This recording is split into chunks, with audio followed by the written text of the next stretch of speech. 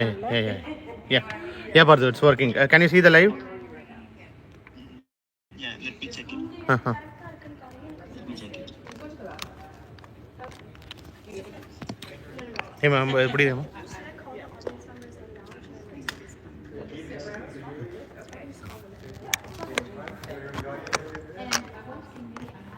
Yeah, I can see.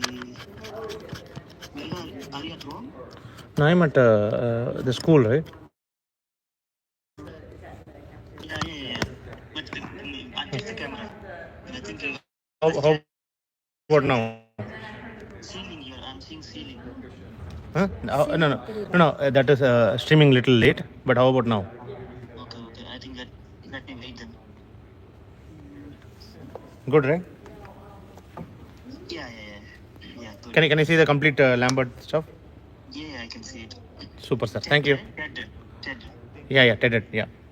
Yeah. Oh, okay then. Thank you, sir. Bye.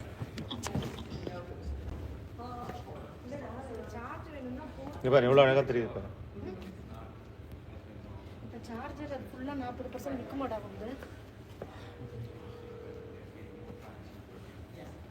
I know they've done it. Yeah, Father, can you tell me the link? I'll do this ID and I'll check it out. Yeah, me too. And they have refreshed. Yeah, this number. Whatever I'm calling from. What's that? They have refreshed. Yeah, thanks. Oh, thank you. Bye. Okay. சின்ன வெளியில் பார்த்துட்டு வரேன். ஆனால் இப்போ என்ன பண்ணுறதுன்னு தெரியல. Okay, live is on. Another one.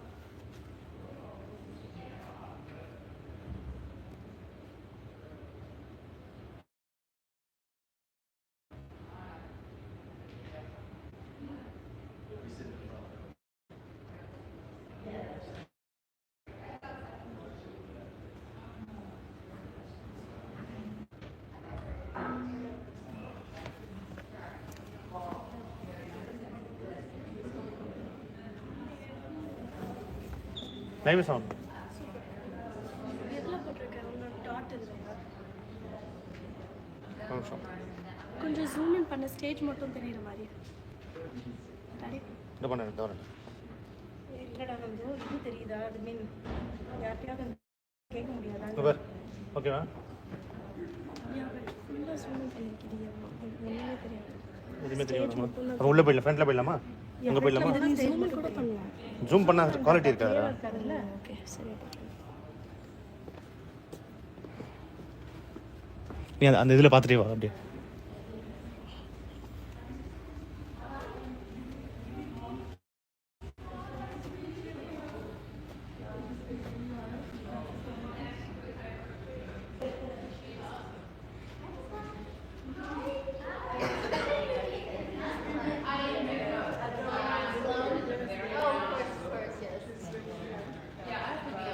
She enjoys it. Sounds like a TV. No, she's pretty smart. I was over there earlier. Oh, you are? Yeah. I was just calling her dad.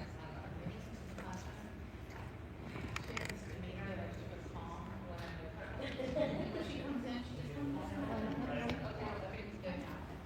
Oh, she makes you do evening exercises at home. Does she make you breathing exercises?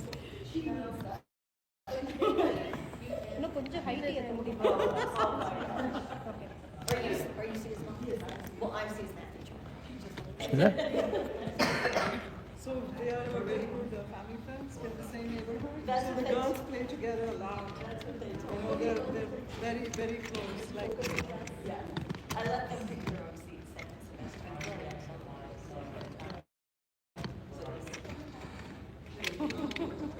yeah, I think they're the best friends. Yeah, someone put this my first. Lucy, the one that just came to talk to me, she did. Who does this, what club is it? Okay, so that's the club here? Yeah. Who's the sponsor? Okay. I know that these are in the club. I mean, I've heard of it, but then it's like after. கொஞ்சம் அந்த டயர்ட்னஸ்லாம் இருக்க தான் செய்யுது பார்க்க நம்ம சொல்ல முடியாது. அந்த கொஞ்சம் cough That's okay. No. The TikTok is the one. This is the best place because the tea and the other tea, Lambert last teas, exactly I've written. Inside, you could just put something there. இல்லை உதய் அப்படி வச்சுருங்க okay ஆனால் இந்த இடத்துல ஏதாவது இருக்கா வைக்கணும் அப்புறமா இருக்கு.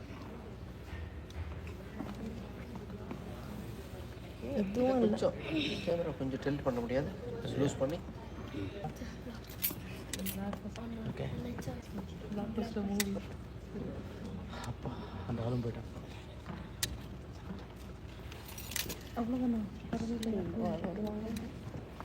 Hello everyone and welcome to the Lambert High School 2025 TED Ed event. My name is Janahan Rowley.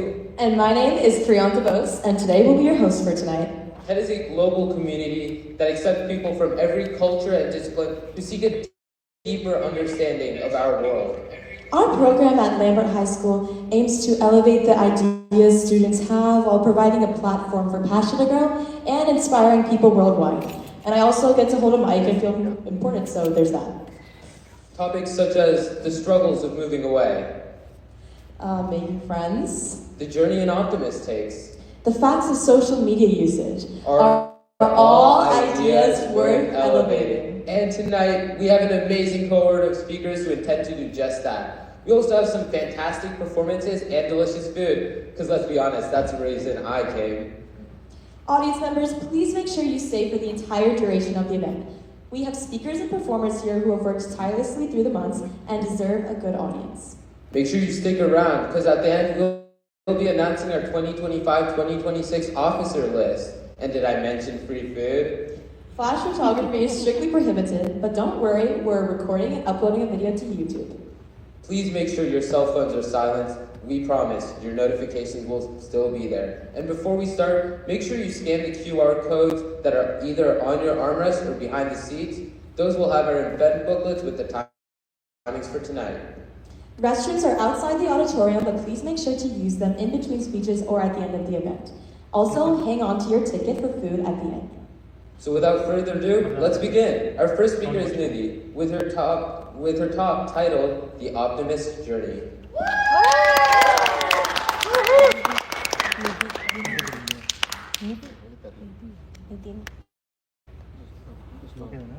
அது பரவாயில்ல.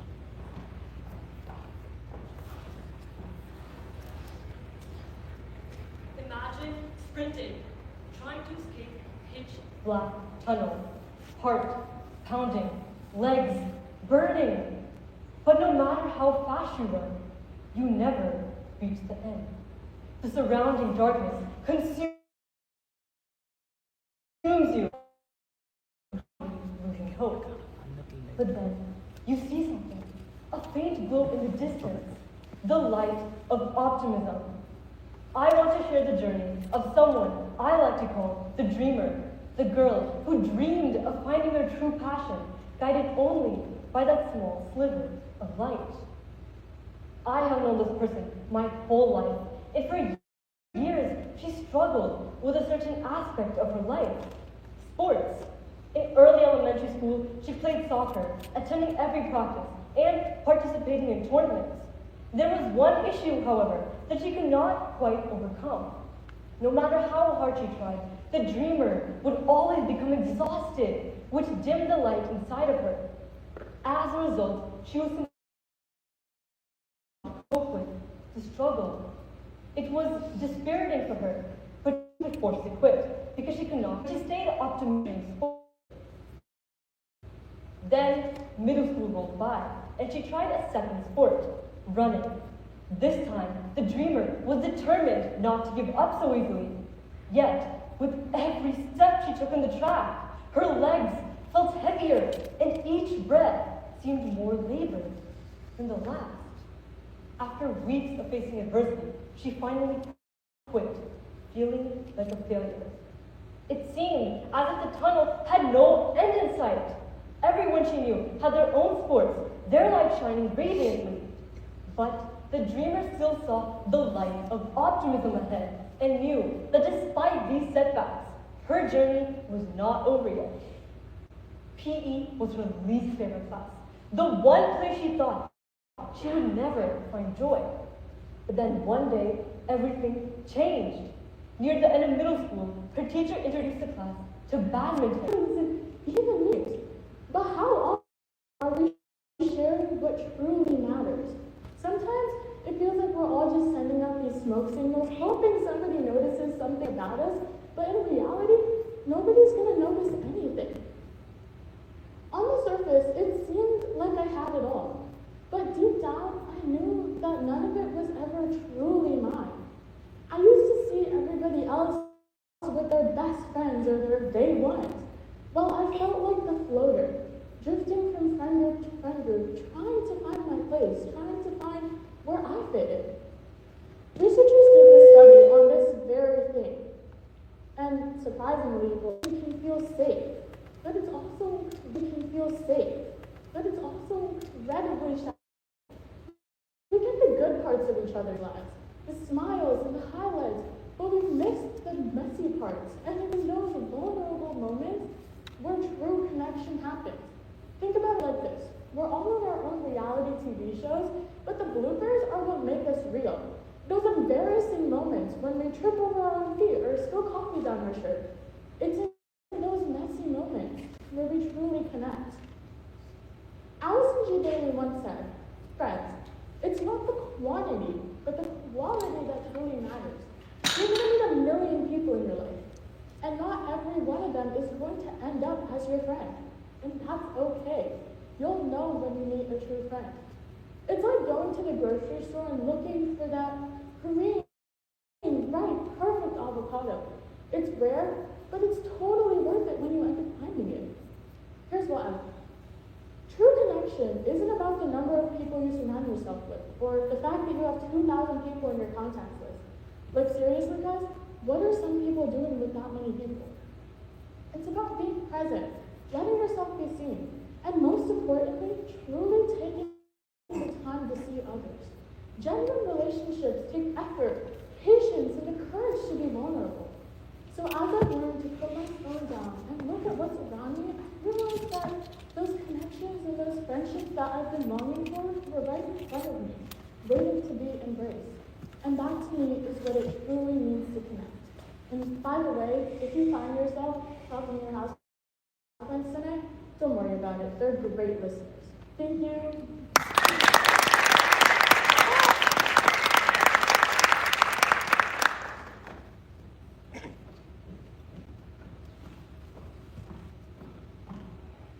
What an amazing talk. I might have to take her up on that advice. About talking to houseplants? I tried that actually, but I don't exactly have a green thumb. Everything I touch just dies. Okay, wow. All right, that took a dark turn. Moving on. Have you ever heard the quote, well-being people never make history? No, but that's a cool quote. Here's one. Every great leader questioned authority, and so did every kid trying to stay up past his bedtime. What? I made it up. Let's bring out our next speaker, Samyukta, with her talk, The Nature of Disobedience.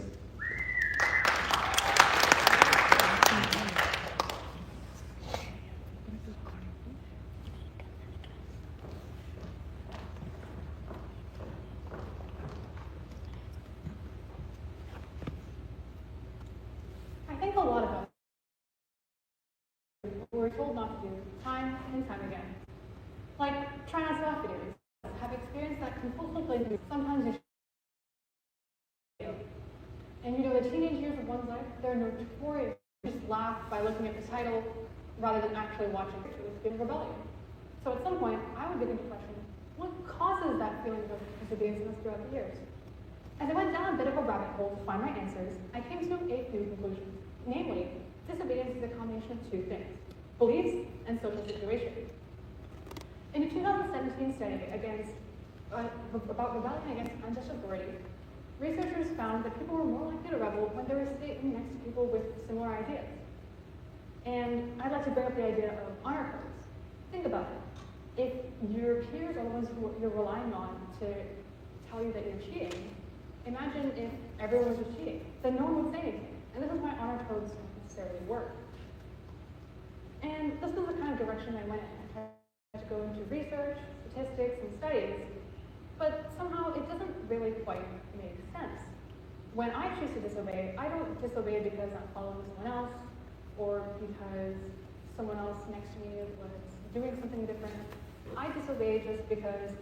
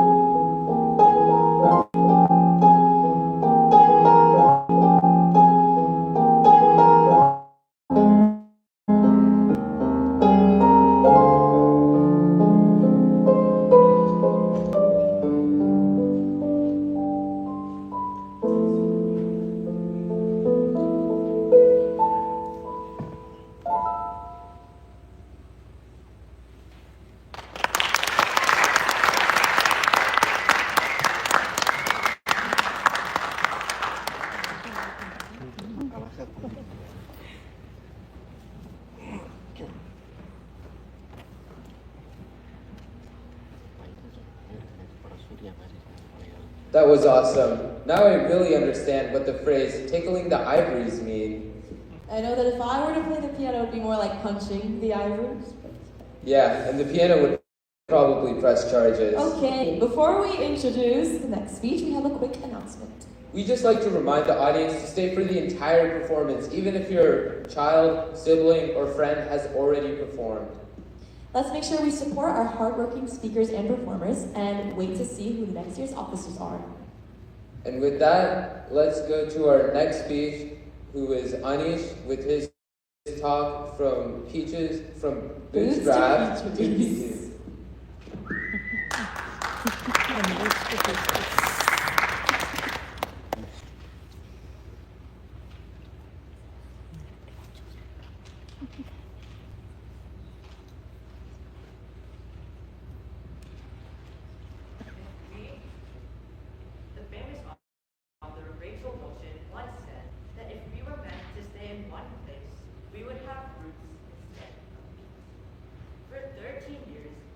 Believed that I was to remain rooted deep in Texan soil.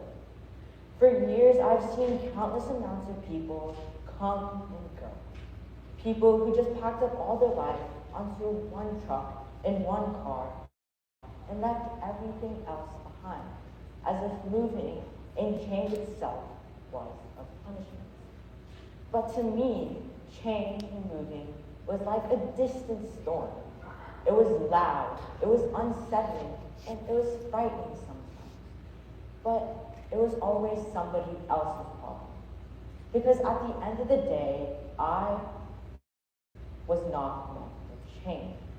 I was a Texan at birth, a Texan at heart, and a Texan with a draw. Change was not meant for me, and I was not meant for change. But I forgot. I have parents. Parents who are waiting, parents who are planning, parents who are scheming, parents who are ready to pounce when you're least expecting it. See, my mom always said that she wanted a change in scenery, but I didn't think that meant Howard scenery. Well, who knew she wasn't browsing headphones for fun? And before I knew it, I was getting off a plane in Atlanta, Georgia, hit by air so humid I was literally drinking. For a Texan mind, Georgia didn't make sense. The land wasn't flat. I didn't think I was going to sign up for, like volunteer. All clubs that I never knew existed. And most importantly, I reached out to other people and talked with people who I didn't ever talk to because I didn't need to back in Texas. I knew everybody. And in the end, something important clicked in me. Change, even when it's scary, is what makes us grow. So if you ever find yourself in a position where everything feels a little bit new, weird, and uncomfortable, remember, it's all part of the journey. Embrace the awkwardness, the mess, the chaos, because those are our greatest teachers. And remember to trust the people that you meet along the way, because they show you that you're never really as alone as you think you are. Because if I can survive not only moving from Texas to Georgia, but also being the newcomer and the freshman of one of the most populated high schools, then trust me, you can handle anything like those extras. This was my story, from boots to peach trees. The question is, what's yours? Thank you.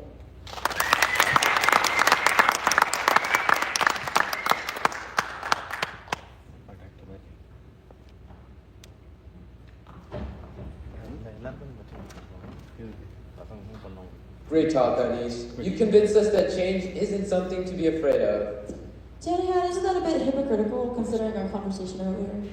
Okay, I know I said change isn't bad, but I'm not downloading Snapchat. Can you really trust something that disappears after 10 seconds? Speaking of social media, our next talk is about social media done by two people. Ooh, a dynamic duo, huh? I was thinking more of a power pair. Please welcome to the stage Vihan and Abba.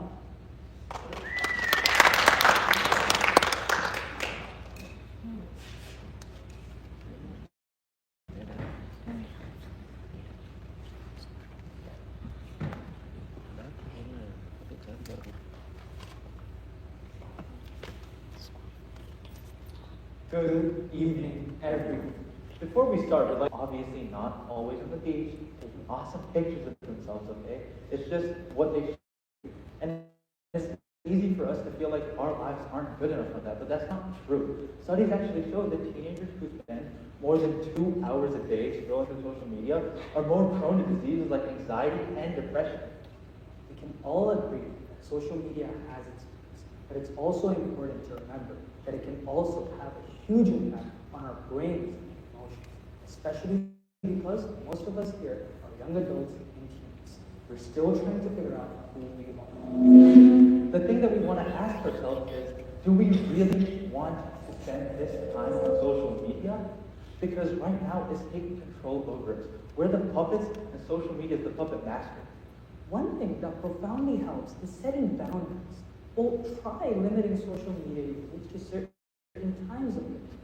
Maybe before bed or after you're done with your homework. Or better yet, set a 20-minute timer, and the moment that timer goes off, stop.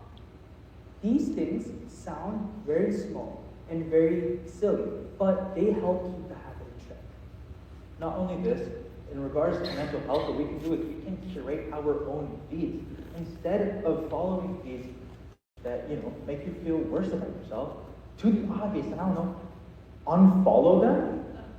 It's like, it's so simple for us to lose track of that, and what we should instead be doing is we should follow feeds that either make us laugh or benefit us in some way. It's all about being mindful with our time. The next time, instead of endlessly scrolling, let's take a step back and ask ourselves, is this what I should be really doing right now? The answer is no. It's time to log off. So in closing, what we want you to add is that social media takes up a lot of our time.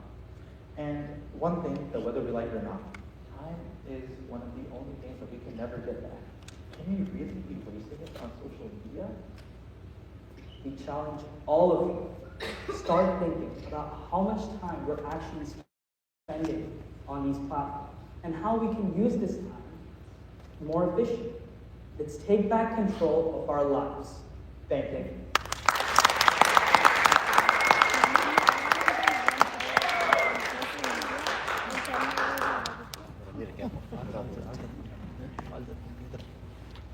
That was a great talk. I definitely became more aware of my screen habits.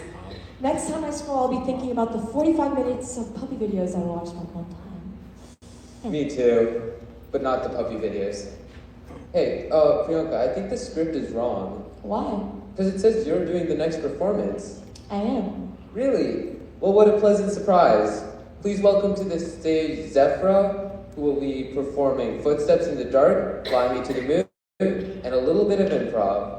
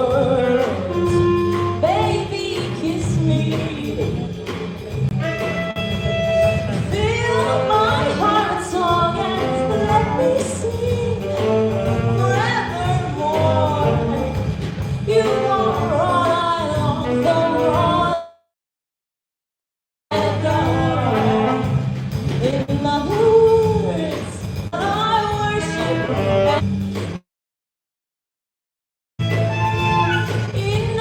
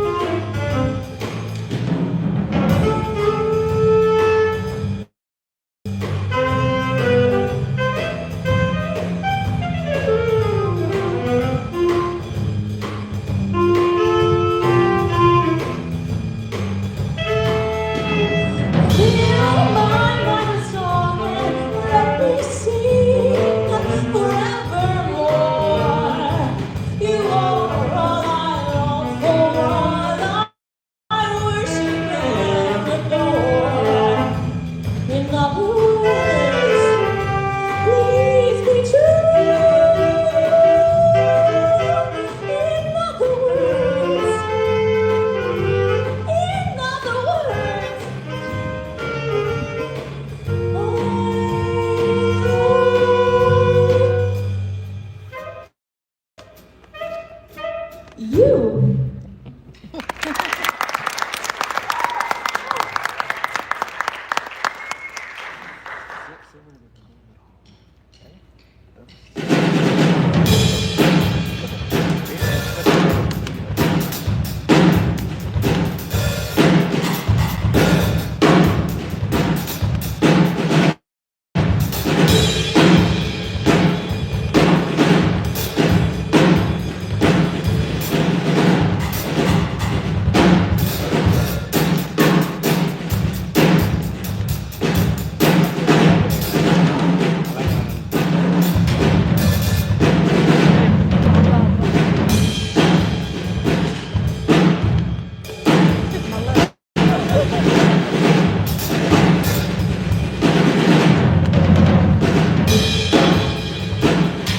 Personal isolation.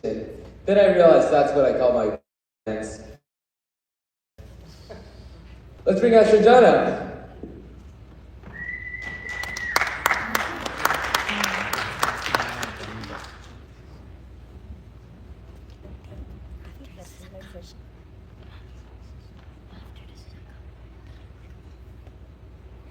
In 2023, my 13th birthday. It was also my math final exam. As I was given a sheet of paper representing an entire year, I remember thinking to myself, this feels easy, too easy, which felt weird for me because I was a straight C student and I was struggling mentally. But I decided to brush it off and continue as normal. When I went back to my desk with my thoughts to myself after finishing that test, I felt weird. It felt like I was watching myself through a camera, and I couldn't shake that disorientation off nor get back into my physiological state. And I knew this happened very frequently of my 7th year of schooling. But I didn't know that in that moment it could drive me to the brink of insanity. For weeks after that incident, I tried researching what happened that day. 20%. Was it my imagination going haywire?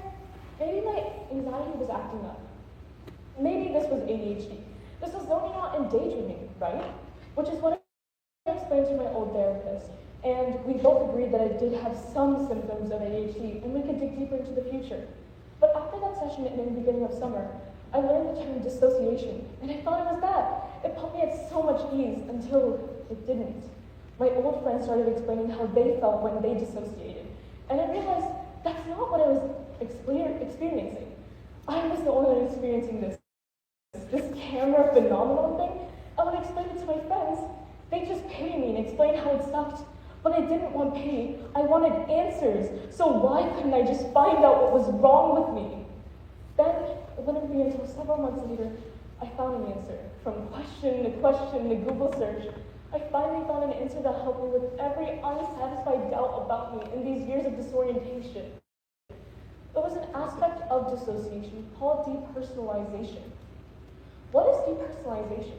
Depersonalization is the disconnection from someone's body. Think of it this way. You're sitting down and watching a movie, and you realize, hey, you're watching this person from a camera, a third perspective. That's how I feel whenever I revisit these moments of disorientation. When I learned the term depersonalization, I felt this is how the conversation went. Yeah, so I've been experiencing depersonalization a lot like that.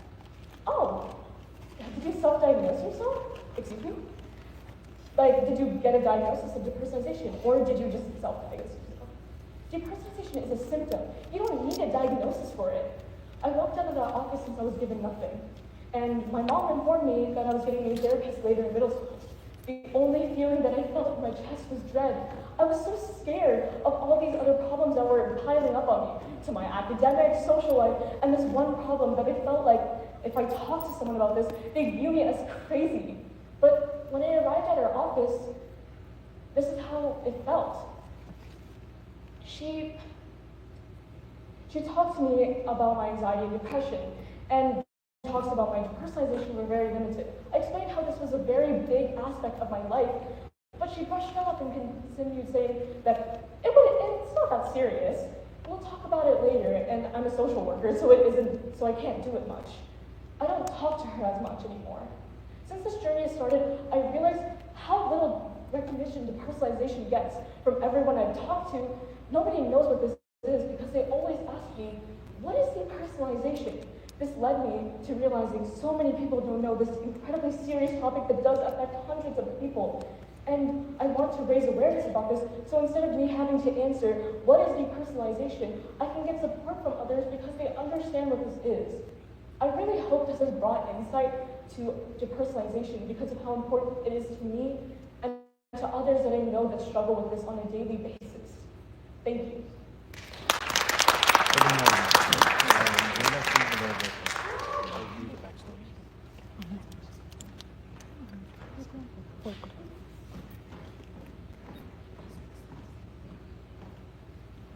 Thank you, Sanjana. I hope the society continues to educate the masses on mental health. Last but not least, we have Hasi with her speech, The Art of Overthinking, which is something I am a self-proclaimed expert in.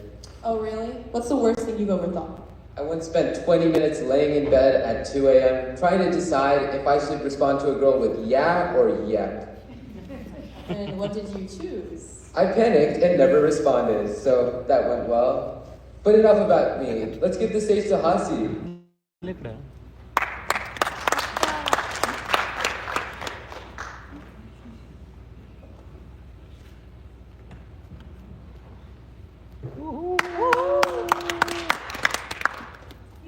Sometimes it feels like my brain is like Google on steroids. Not because it asks all the answers, I mean, I wish it does, but rather for the opposite reason.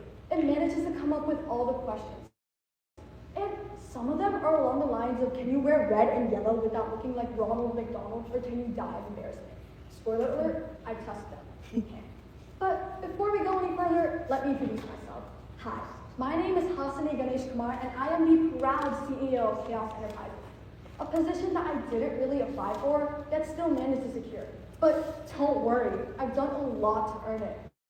For starters, my resume includes being a professional overthinker, dramatizing minor events, and imagining myself being interviewed by the New York Times instead of doing my line homework. At least you can say I have a lot of experience under my belt. But one of the biggest players here at Chaos Enterprises is something called rumination. Think of it as overthinking's evil twin. Rumination is that one employee who thinks that they're helping out the company, but is really sabotaging everything behind the scenes. They show up to every meeting uninvited, bring a problem from 3 years ago, and derail every single productive thought by over-fussing over things that can't be changed. And here's the thing, it isn't productive, especially at my company. In a 2005 study published by the American Psychological Association, it stated that more than 20% of people who tend to ruminate also tend to develop major depression, compared to only 5% of non-ruminators. Why? Because rumination traps you in a cycle of negativity. It's like quicksand. The more you struggle, the deeper you sink. Studies have also pointed out the correlation between rumination and high levels of stress and anxiety. I coined a term that I like to call the 5-minute rule. It's pretty self-explanatory. Over the years, whenever I 5 minutes to write down whatever I'm feeling on whatever it is, I read through them and I realize that, hey, I see myself over-reflecting. It's actually not that bad. Another trick? Napping. I know, it might be one of the most lazy solutions ever, but just hear me out, okay? Sleep is one of the best things for your brain. A short nap can improve cognitive functions, and it gives your brain time to process whatever is going on in here. So, if you find yourself a shareholder in my company or an overthinker yourself, just know that you're not alone. And in fact, some of the greatest minds have been overthinkers themselves. Take Thomas Jefferson, who had famously said, "I have not failed, I just found 10,000 ways that won't work." So will I always be the CEO of Chaos? Yeah, probably. I'll probably continue to overthink and question everything I do. But that's not necessarily a bad thing. The real enemy is rumination.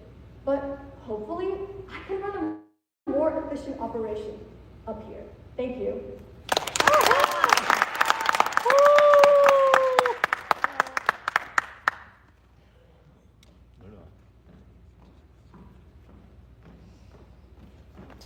Thank you for that incredible speech, Hasi. And what a way to end this year's TED event.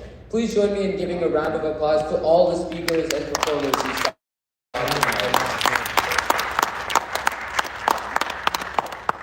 We hope our speakers tonight were able to inspire you and compel you to continue to build and develop and elevate new ideas within yourself and your community. We want to give a huge thank you to all the officers, backstage technicians, performers, and of course speakers that made this event possible. We'd also like to give a huge thank you to our amazing advisor, Ms. Jimenez. Once Janhan is done rambling on, the stage will be open for any pictures and photography. But before we do that, it's the moment you've all been waiting for, the 2025-2026 officer list. I'm going to hand the mic to our wonderful President Nandita, who will be introducing them.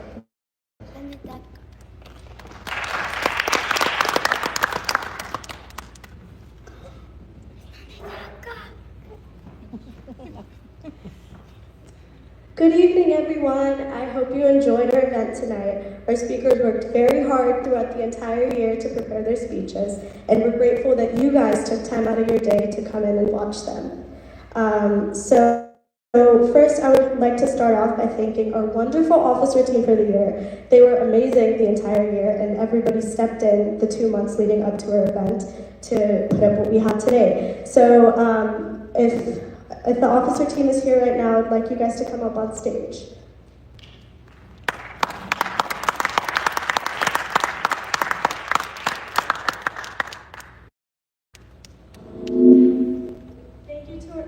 Thank you to our officer team. So I also want to take a moment to thank our wonderful advisor, Mrs. Jimenez. She always tells us at the end of the year that she is very proud of us and that she admires us for how passionate we are and for everything we do for this club. But in reality, we wouldn't be able to do any of this if it weren't for you. You are the most supportive and involved advisor that we could ever have. So thank you so much, Mrs. Jimenez. I can't see you in the audience, it's very diverse. Thank you. And last but not least, big shout out to our tech crew tonight. Our event went very smoothly today and we're really grateful for you guys, so thank you so much.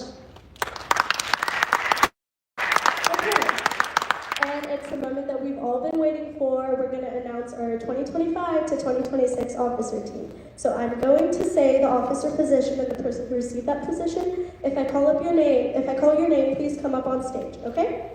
We're going to start off with the editors and speech coaches for next year. First up, we have Anish Agarwal and Hasni Ganesh. For our historians and technology specialists, we have Vihan Meher Amravati